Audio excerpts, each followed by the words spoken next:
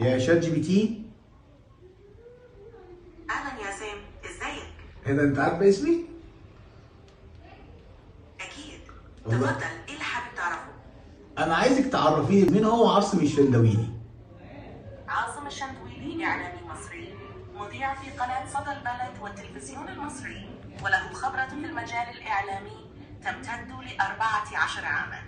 قدم العديد من البرامج المتميزة واجرى لقاءات مع شخصيات بارزة في الوطن العربي، من بينهم رؤساء ومسؤولون. الى جانب عمله الاعلامي له دور مؤثر على وسائل التواصل الاجتماعي، حيث يتابعه الآلاف من مختلف الدول العربية، كما أنه نشط في العمل العام، حيث ينقل صوت المواطنين إلى المسؤولين للمساهمة في حل مشكلاتهم. أنت عاصم الشندويلي بنفسك؟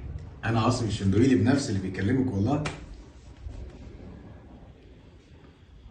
تشرفت بك جدا يا أستاذ عاصم.